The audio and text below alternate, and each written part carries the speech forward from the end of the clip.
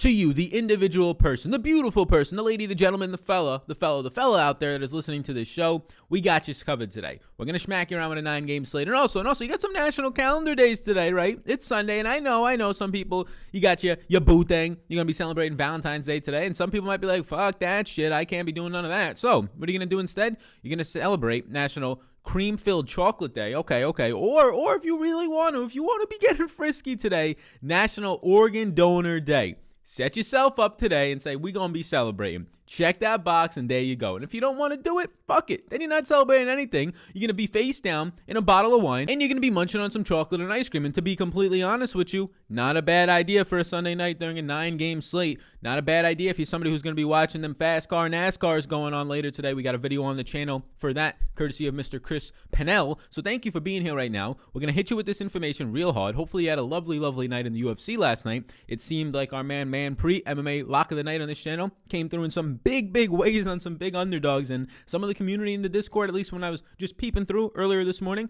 had a nice night. Had a really nice night, some of them, right? Some big ROI, some big wins in dollar rooskies. Yo, as we get into this one, some people might be finding me for the first time. Let me know if you are finding me, or you just recently found me and how you found me in the comments. But subscribe to those things. And here's another one for you. We're going to be doing a $100 giveaway for somebody who rates and reviews the podcast. It will literally take you 30 seconds right now if you want to take your phone out. The Sal Vetri Show. You can find it on the Apple Podcast app. You leave a 5-star rating and then you just leave a review. This show is good. Literally can take you 30 seconds, especially if you have a newer phone that's going to be quick for you. And that really does help the podcast reach new people and reach different heights. So I appreciate that. We're going to be doing a $100 giveaway for somebody there. We'll let that run until basically tomorrow, as long as this video is going to be going. So the 2,000, 3,000 of you that watch this or listen to this, go ahead and do that, and maybe we can bump ourselves up into that top 10 fantasy rankings ahead of the ESPNs, the CBSs of the world, the little engine that could, punching up against the big fellas, the big heavy hitters, and starting to become one ourselves. So thanks so much in advance for that. Now let's rock into it with some of the injury and status dashboard, and then, as always, we're going to get into them early interest in them picks, powered by the Patreon projections that you can find linked down below. You want to follow along. So we'll kind of skim through some of these things. We'll talk about anything major if we have to. But from Charlotte, you're going to have a doubtful PJ Washington today, and this is pretty important because also the Martin brothers are also out. So what is this going to lead to if he's going to be doubtful today? Well, it's probably going to be leading to, you saw Devontae Graham come back in that last game and actually play some decent minutes. It's probably going to be leading to Miles Bridges continuing to see minutes like he did in that last game. He's now played a bunch of games in a row with 30-plus minutes because Devontae Graham was out, but Miles Bridges likely still plays around 30-plus minutes, and his price point is dipping because, one, the production's kind of been there for him based on his price point, but also Devontae Graham came back. But now with all these other guys out, guys that play close to the basket, especially Washington playing around 30 minutes per game, you can expect now that Miles Bridges is likely going to be picking up a decent amount of run. With PJ Washington off the court this year in Charlotte, Miles Bridges leads all players with 442 minutes, and he's averaging 0.83 fantasy points per minute and a 17% usage rate. So yes, you're probably going to see a nice little minutes bump for him. All these guys in Charlotte kind of cut into each other enough, but at least he's at a somewhat cheap price point.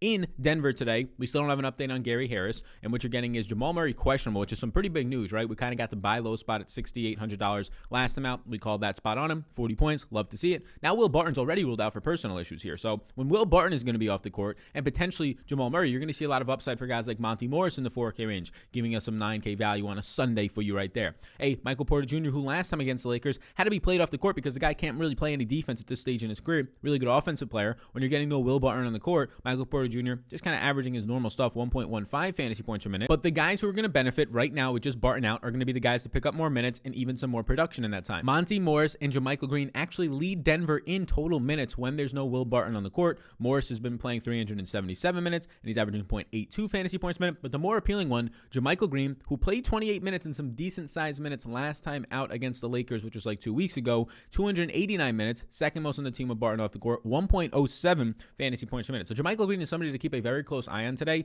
especially if Jamal Murray gets out, because then you're just going to have to give more run in the rotation to Monty Morris at the guard position, and that's where you're going to be starting to get Michael Porter Jr. having to play minutes, but then you're just going to have voids in some of the small forward and power forward spots for JaMychal Green to start to fill up over some guys like Cantor, I would imagine, over some guys like Bobo. So JaMychal Green looks like a pretty decent value early on today. And before we keep going through the injury and status dashboard, I'd like to let you know about the sponsor of the show, SuperDraft. It is a multiplier format where even yesterday, yet again, overlay. Yesterday, yet again, 20% of the prize pool doesn't fill, and you're facing 20% zeros in the lineup. Why would you not be putting your first dollars? I don't know why. I'm asking you. Ask yourself right now if you'd like to. Why would you not be putting your first dollars in a contest where you only have to be 80% of the field to win it, or X amount of the field to get into the finishing places of cashing, compared to on DraftKings where the entire contest fills and you have to beat 99.9% of people, right? What that means is the contests aren't filling, but it's a guaranteed prize pool, so SuperDraft has to put the remaining money into the contest. It's kind of like a promotional tool for them right now, but they've been doing it for months and arguably a year at this point, and it seems to be something that's starting to catch on and people are starting to do it because their prize pools are getting bigger.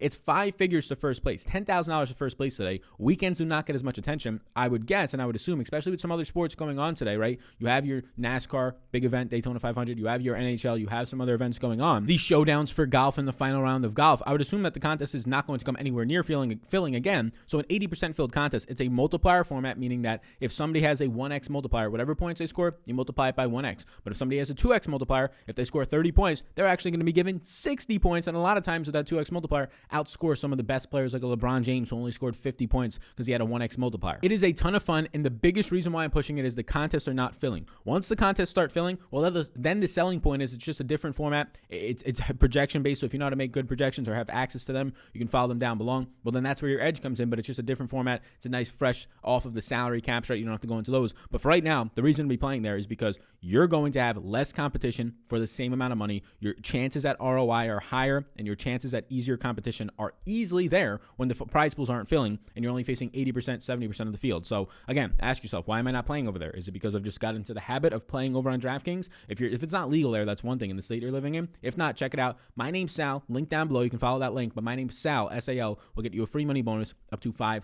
Rooskies. Check it out down below to get the perks and also just increase your chances of ROI instead of drawing dead on DraftKings. In Detroit, Mason Plumlee is going to be questionable after missing the last couple of games, and Sekou Demboye is also out. Here's the deal, right? Isaiah Stewart, if you played him in the last game, that wasn't the worst decision. Now, the price point was at a very cheap price point, and it was fine. He was a starting center, and the game before that, we saw him play 30-plus minutes and score 30-plus fantasy points. I was not big on either him or Pritchard, but I just said, hey, there's not a lot of value. Both these guys look good. I prefer Isaiah Stewart. You can't knock yourself for what happened to Isaiah Stewart. Obviously, playing high-owned guys is always worth the fade because of injuries and blowouts, but also because of foul trouble. And what happened in this game? Well, you can't really expect it, but he had 2 personal fouls in the first 2 minutes of the game. So Isaiah Stewart ends up only playing 22 minutes. He doesn't end up playing the final 10 minutes of the game or so because he's heavy into foul trouble at that point. He loses a ton of run. He basically loses like an 8-minute rotation, so 6 minutes right away in the first quarter. So even in a game where he doesn't get to close out, doesn't get to play the final 9 minutes of the game, he still should have had 28 minutes because he lost his first quarter run. Again, 2 fouls in the first 2 minutes. So now Isaiah Stewart's price point's up, but he's still somebody to look at if indeed there's no Mason Plumlee today. Anthony Davis is questionable for the Lakers with an Achilles. Either way, I like LeBron. If Anthony Davis is in, I still like LeBron. If he's out, I clearly like LeBron in a game that should be close scoring, in a game where LeBron went for 60-plus fantasy points a couple weeks back against Denver. Again, this game should stay close. 2 of the best teams in the West right now. If Anthony Davis is in, yeah, he's still too cheap at 9,300. If he's out, go more LeBron. Memphis, you're going to be having Brandon Clark questionable, and Bane and Melton are going to be out. So the last time on this channel, I said, you know, I'm a little bit skeptic of what's happening right now with Grayson Allen. He shot just so well. I'm not sure I want to go right back to him here unless he starts. And then Grayson Allen ended up starting, and I said, okay, well, now the minutes are not going to be too much of an issue. Now you can expect 30-plus minutes when there's a guy like Desmond Bane, the rookie, out. Melton's been out already, right? So now there's a lot of guard minutes to go around. But when he played 30 minutes against Charlotte, he was playing a lot of minutes in that closing run and towards the end of the game because he was shooting so well. 5 of 12 from three-point land and 18 real-life points. Well, what happens the next amount? And we can't expect this to continue to happen, but he's still too cheap at 4,300. Well, he played 35 minutes against the Lakers, and he ended up scoring 23 real-life points, shot 6 of 10 from three-point land, right? 8 of 13 overall. So he's going to eventually get a little bit, not ice cold, but cool off to the point where 4,300 is not getting you 30 fantasy points and 34 like over the last 2 games. It's going to get you like 24, 25 fantasy points, which is still not terrible in those 35 minutes of play. So at least Grayson Allen's a little bit more appealing now that we have Bane and Melton out. But that being said, he is shooting very hot right now, so if the ownership is going to be there on him because he's a value on a slate that I assume has a lot of value, and again, we don't have to get there too much on a shooting guard, small forward type of a player, I am once again willing to fade it, but seeing those big 35 minutes was pretty appealing. D'Angelo Russell, he's out. He did not make the road trip for their 2-game road trip, including Friday's game and then today's game, so he's out with a leg injury, and what you get is just more Malik Beasley. You get more of the rookie, the first overall pick, Anthony Edwards in that situation. We've seen Karl Anthony Towns in his 2 games back play 31 and 32 minutes now, so very appealing to see that, and I think he's appropriately priced for the minutes he's playing. Maybe you could say he should be 97, 9,600 for his upside that he can have in those minutes, especially with no Russell out there, more usage, more overall shot attempts, things like that for Towns, especially from beyond the 3-point line. But I think he's appropriately priced. Once we start getting 34, 36 minutes, which could happen today, well then yes, then he's underpriced. Then he should be a $10,000 Karl Anthony Towns. With Russell off the court this year, you have Ricky Rubio playing the most minutes on the team, 443 minutes, 0.94 fantasy points per minute. It's fine. I think Ricky Rubio's priced appropriately. Anthony Edwards is up next with 0.97 fantasy points per minute, and he's playing about 412 minutes. Again, also fine. The guy I like the most would probably end up being Malik Beasley there, who ends up averaging over 1.1 fantasy points per minute with no D'Angelo Russell on the court. Cat averages 1.42 fantasy points per minute in 104 minutes. Short sample, but 104 minutes with no Russell on the court. And then to finish up on some of these names, Josh Hart is going to be questionable, and so Nickeil Alexander also questionable. So if Alexander Walker was to miss and Hart in, that makes Hart look a lot better against the Detroit team. Either way, I like Hart. SGA out yet again, and so is DL Malden. So you're going to continue to get the Hamidou Diallo show out there. You're going to continue to get Kendrick Williams to play bigger minutes, and he's been shooting very well as of late. You're just going to get these same guys. Dort is back playing bigger minutes. You're going to be having Baisley still out there. So see who the starters are. It's still Theo Malden. It's still Al Horford for the upside, and then it's whoever's starting after that. I assume it's still going to be Williams over Justin Jackson. Baisley continues to be a pretty nice value play on that team. In Orlando, lots of news here in Orlando to track. So Cole Anthony is questionable, and these guys have continuously been ruled out the last couple of games. Cole Anthony's questionable, Evan Fournier's questionable, Frank Mason already ruled out, and now you have to add another shooting guard small forward to the scenario where James Ennis, who injured his groin after 19 minutes in the last game, is also questionable today. And you ended up getting Dwayne Bacon playing like 40 minutes in that last game and barely getting you there. That's how bad of a producer he is right now in his career. So it's just a wait and see game. Michael Carter-Williams actually returned in that last game. He was limited, but he played 27 minutes, and they said he was going to be really limited, so I don't know how limited he was. He scored almost 40 fantasy points. So Michael Carter-Williams, if all of these guys were to miss again, is going to be the most appealing player on this team at still a cheap price point. Then you'll get 30-plus minutes out of Terrence Ross at high production. You have Vooch approaching $10,000, as he should be for his recent production, closing in on 1.5 fantasy points per minute over the last month. So just keep an eye on these guys. There's not much to say. We can have so many scenarios of, Cole Anthony's in, we'll play him. But what if it's Cole Anthony in and Fournier in? Well, then they kind of just both look like okay options, right? Depending on if they're on a minutes limit. So if they're all out, I'm going to be going right over to Michael Carter-Williams. Bacon just looks like a filler value, and then I'm going to be getting to guys like Terrence Ross. Rodney Hood questionable to foot for Portland. If he was to miss, you can just give some more minutes like Derrick Jones Jr., but none of those guys really look all that appealing. Maybe Anthony Simons. De'Aaron Fox, questionable with a knee injury, and Marvin Bagley is also questionable. So keep a close eye on that. That's going to affect a lot of things there. Halliburton will play some point guard like he did last time, but he is now priced up. Buddy Hield at the price point that's somewhat cheaper now compared to what it's been, around $7,000. He would see more usage overall. Rashawn Holmes and Whiteside get a bump if Bagley was to miss, and OG Anunoby questionable with the calf injury. Yuta Watanabe also questionable. So that's basically your news there. There's some obviously big pieces on a 9-game slate, but let's get into your early schmacks for you. And early on right now, you're going to be having Andre Drummond, and I have it written right now, beware of Andre Drummond on the slate. He's only $7,700, but beware of him because he's the first guy to come off the court in any type of blowout. And in the last game, it was a combination of 2 early fouls in the first quarter, set him back about 5 minutes or so, and then he checks out in the third quarter, does not come back in for his fourth quarter run because of a blowout, and this is just what's been happening lately in Cleveland, and now they face the Clippers. Although without Paul George, they're still facing this Clippers team, so beware of him, right? Blowouts are something I try not to project in, but he is just immediately coming off the court, right? He's like the first guy in the NBA to come off the court in a blowout at this point, so he's been losing a lot of minutes. His price point is dropping because of these blowouts and a little bit because of the rebounding rate next to Jared Allen, who's playing more next to him game in and game out. The last game, though, Allen did not start. Prince did, so something to also keep an eye on, that if Taurean Prince is starting, either way it's priced in, but if Taurean Prince is starting and you get your 25, even 25 minutes at this point at 7,700, let alone if he gets 30 minutes against the Clippers team that have no real centers, Zubac's not stopping all that much, Serge Ibaka not stopping an Andre Drummond all that much. Drummond is clearly underpriced, and I think a lot of people are going to notice that, the sticker shock of him now going below $8,000 on this slate. We can pull up the next couple of teams here. We could start off with Nikola Jokic himself. Had a not so great game last time out, just didn't shoot well against the Lakers that we saw him, but $10,700, especially if Jamal Murray was to miss in this game, because Nikola Jokic already on a different planet in terms of his fantasy point per minute production this year, trying to be the MVP of the league, if you will, averaging 1.6 fantasy points per minute. But when you get Jamal Murray off the court, you got a guy off the court who right now, and Jamal Murray is averaging a 20% rebounding rate. Nobody else is really getting that much of a rebounding rate. Everything starts to spike even higher for Nikola Jokic. He averages 1.7 fantasy points per minute with no Jamal Murray on the court this season. It's just almost like a lock that at whatever price you want to play him at, as long as he's below $12,000. So keep an eye on the Jamal Murray news, but Nikola Jokic is probably at this point my favorite pay-up option between, yet again, him, Luka, and Giannis are on the slate. They all look good.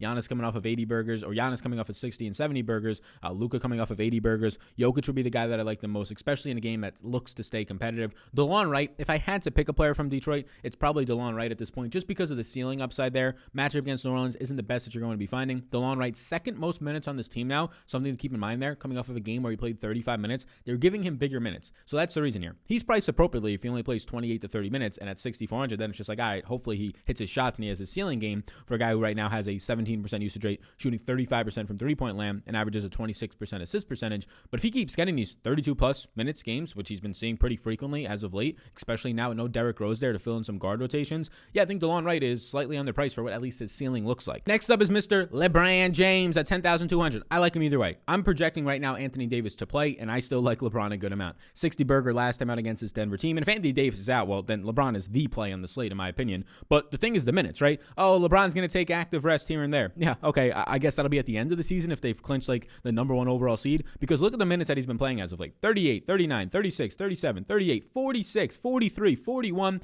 Oh, in the last game, he took a little bit of active rest playing 34 minutes. So if we can feel good about LeBron James playing 36 minutes on average here, and in a close game, playing closer to 40 minutes like he's had recently against OKC where they played 43. Against OKC again on a game in between there where he plays another 40 minutes, right? And this is a guy that even on back-to-backs at this point, 39 minutes, and then on the second night of the back-to-back, 36. You don't have to worry about the back-to-back tonight. Last time they played was on Friday against Memphis, and oh yeah, he puts up 53 points like nothing with Anthony Davis returning. So yeah, LeBron James for me is a strong play in the slate. Only gets better and will average better numbers than Nikola Jokic point per minute wise at $500 less if Anthony Davis was to miss. Grayson Allen, we already touched on him. He started in the last game, he played 35 minutes, right? So getting that starting position with no Melton, with no Bane out there, Desmond Bane, makes it secure for his minutes to be around 30 plus. Now he got the biggest minutes, right? Because he was shooting well. He plays 35 minutes in the game. They're down some bodies, but he also shoots 6 of 10 from three-point land. That number is going to cool off. When you're not shooting 60% from three-point land, but you come down to earth and you're shooting your average, even like 30, 35%, you're going to start to not score 35 points and 30 points for people, but starting to score like low to mid-20s for people. And that's where you have to hesitate.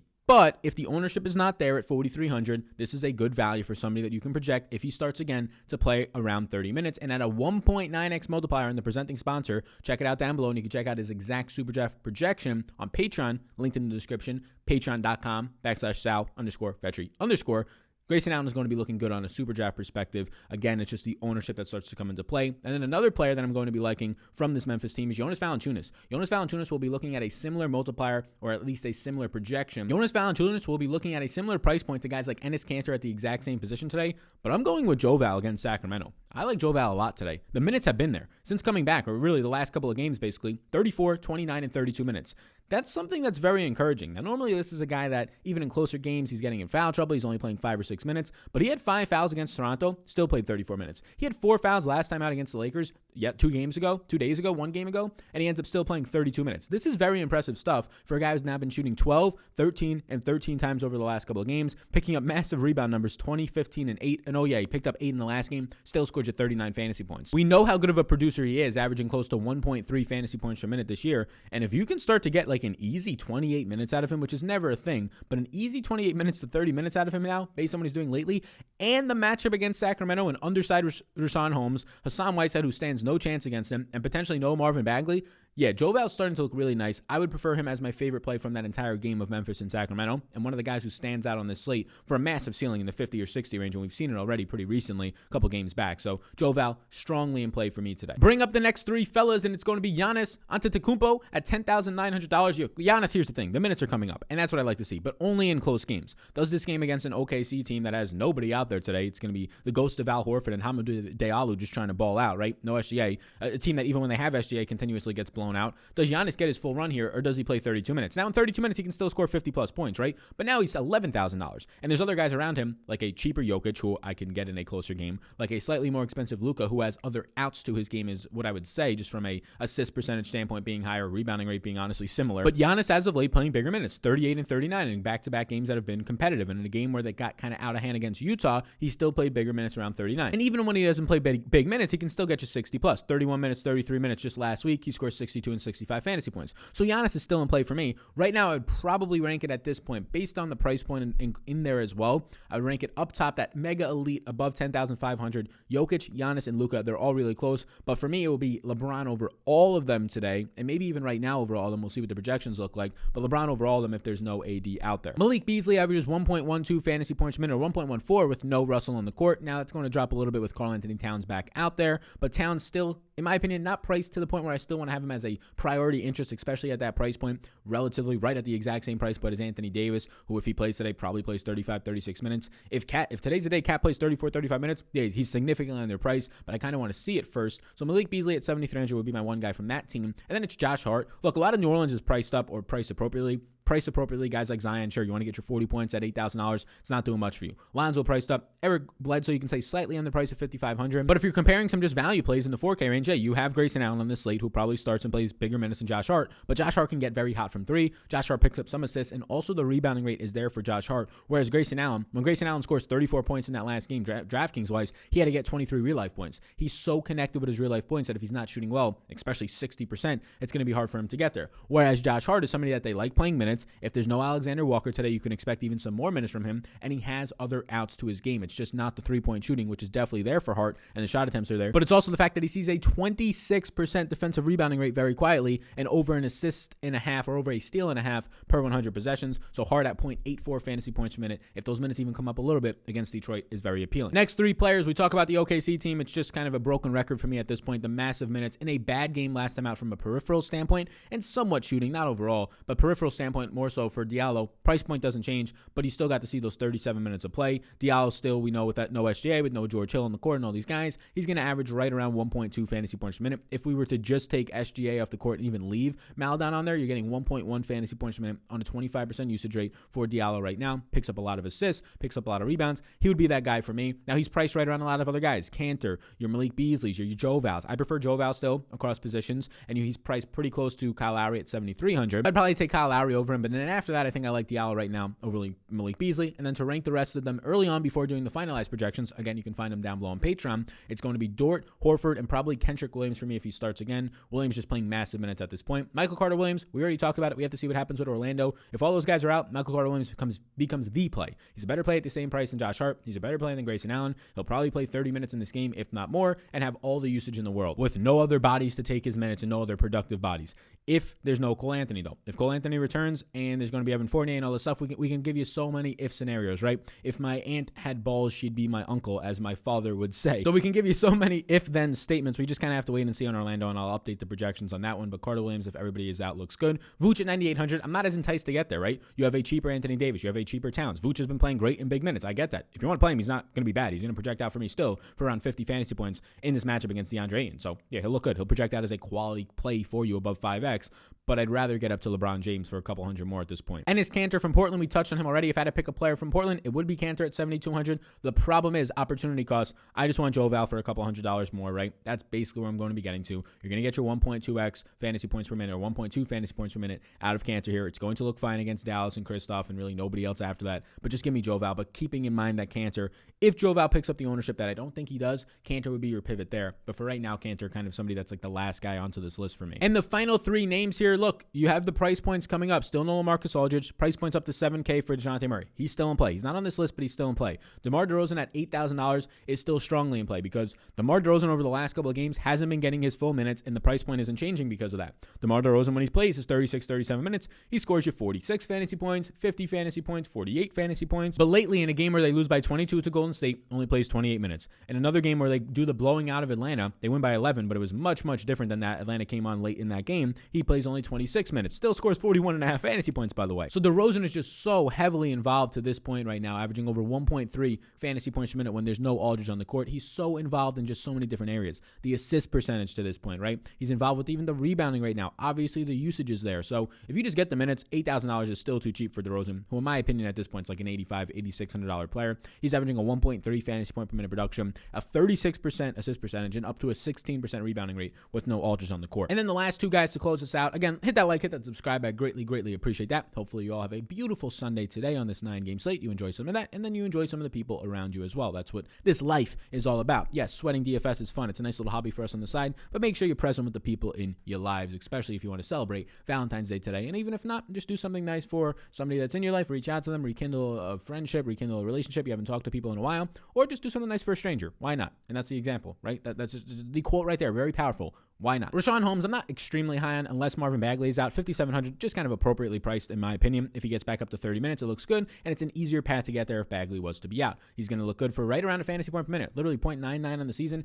averaging 30 minutes a game. Haven't been seeing those minutes get there as of late as Bagley's kind of jockeying back and forth. They're still keeping Hassan Whiteside in the rotation. If there's no Bagley, Rashawn Holmes becomes my favorite play from Sacramento. Right now, everybody from Sacramento just kind of looks, right? We don't really know what's happening right now, We don't really know what's happening to this point with Mr. Bagley or De'Aaron Fox. And to finish it up, Kyle Lowry, he's just too cheap at 7,300. Simple as that. He's going to average over 1.05 fantasy points per minute. You can honestly tell me, hey, Fred VanVleet, he's like $1,000 more and he's going to be 5% owned today when Lowry's going to be 15%. We'll pivot if you want, right? But for $1,000 more, I could probably go to some other guys who are also lower owned. But if I'm going to Lowry, if I'm going to anybody from Toronto, it's Lowry against Minnesota. Minnesota team that's just down on bodies, right? It's down on a lot of bodies at this point. Ricky Rubio could be a tough task for Lowry, but I mean, Lowry's a bulldog. It's something that I'm too concerned about. So that's where we're at right now. 9-game slate on a Sunday. We covered it on a Saturday. Yesterday on a Saturday on this channel, we did a video in the morning. We did a live stream later on. Then we had an MMA live stream later in the day with like a lot of people ended up profiting off of that one. So be sure to check out all the stuff that we have going on. I'm not going to promise any live stream later today. I probably won't. It's Valentine's Day. Going to kick back, relax, max all cool with the girlfriend, see if you want to grab a bite to eat, those types of things. But I will be back tomorrow on Monday. And oh boy, we're starting the week off hot. NBA video in the morning, stars and scrubs in the afternoon. We're going to be getting into the Golf later on in the day on Monday and also a live stream. A lot of content coming out on this channel tomorrow and also the podcast version. So like, subscribe, and that notification bell. You tap that notification bell, makes it look like it's ringing. Appreciate it if you want to do that right now. It really does help this channel grow and makes it reach more people. The way that you found this channel was from literally other people hitting the like button, hitting that subscribe button, and the big one that's underrated is that notification bell. So I appreciate that if you have just a couple seconds of your time. And then if you're listening on the podcast or want to go over there, $100 giveaway. I'll kind of look at some of the reviews that come in. It takes like a day to put the reviews up, so I'll look at them tomorrow afternoon, see the new reviews. Just leave a way for me to contact you, and be sure to just leave a 5-star rating and review, and somebody will be winning a $100 Ruski giveaway on the Apple podcast version of this, the Sal Vetri Show. You all rock. Enjoy the rest of the day, gang, and I'll see you all in the next one.